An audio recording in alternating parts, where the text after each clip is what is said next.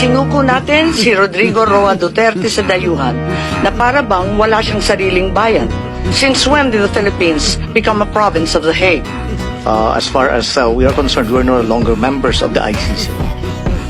And as non-members, can we possibly fall under the jurisdiction of the ICC?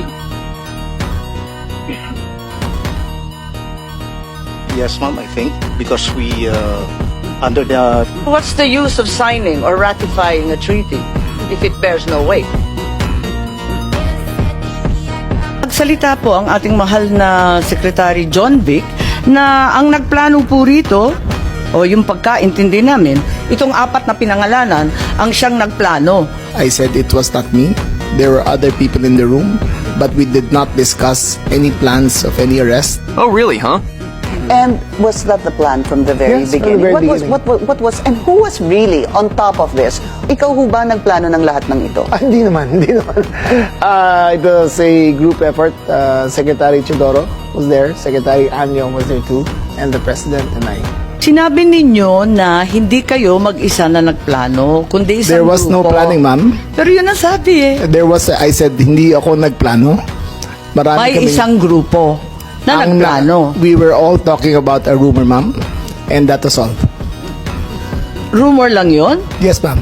Group effort ang sabi mo eh. Pero para lamang sa kaprasong chismis, magtitipon-tipon pa yung mga sekretary ng kabinete. Nakakatuwa naman. Call it what you may, ma'am. Walang magawa. The only information we got was the words of the former president in Hong Kong. Sa Hong Kong, Sa Hong Kong, ma'am. na andyan na. Yes, ma'am. Siya pang nauna, hindi kayo. Yes, ma'am. Nakakatuwa, ano? Meron po tinatawag na red diffusion, blue diffusion. May kulay ba ito? Yung Eh, pinadala sa atin, anong kulay ng diffusion? Ito po ay wanted person diffusion. So, walang red notice. Hindi po siya red notice because the nature of the diffusion is... Eh bakit si Congressman Arnie Teves may red notice na, hindi pa natin nagagawa ng paraan? Hindi ko po masagot. Ma'am, yung kay Arnie Teves, ho. Ang pagkaintindi namin, red notice din ang sinasabi. Eh ngayon, lumalabas na wala kailanman na lumabas na red notice mula sa Interpol, kundi diffusion lamang. Baka dahil sa panahon, kasi mabilis po ang pagganap ng lahat, yung mga pangyayari. So, ibig sabihin, ang katotohanan, walang red notice. Mag-ingat po kayo, you're under oath, makokontempt po tayo. Was this warrant presented to PRRD at the time he was arrested? Pwede bang may sumagot? Si General Torre, mukhang kabisado niya. Siya yung nasa video eh. Soft copy was given to them on the tube. Ikaw naman Yes, ma'am. bumasa ng Miranda rights, hindi man lang yung prosecutor. Tinikoberan mo na yung papel ng DOJ, kaya sumagot ka ngayon. I-present po namin kay President Duterte na nasa Nabasa niya lahat, 250. 15 pages. Ang bilis-bilis lang lumabas eh. Hindi po niya nabasa yun. Hindi niya nabasa. Oo, hindi niya. Pagpalagay natin hindi siya Vice President, she is an immediate member of the family. Ang immediate members of the family, 24 hours pwede bumisita sa amin, nakakulong kami. Eh ito, hindi pa nakakulong. Anak ito, bakit hindi niya pinapasok?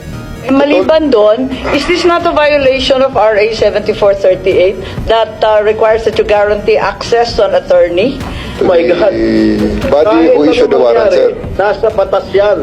On 2 counts, immediate family na, abagado pa niya.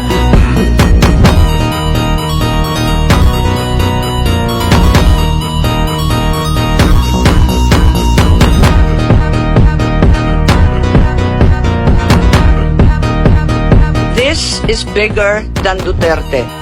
This is about our dignity as Filipinos. Ang hustisyang ipinapataw ng dayuhan ay hindi hustisya. Ito ay pang-aalipin. Useless lahat ng hearing na ito kung hindi na po may babalik si Tatay Digong. Kung kaya niyo po siyang dalayin doon in less than 1 day sa loob po ng 13 na oras, dapat kaya niyo rin po siyang ibalik dito sa lalong madaling panahon.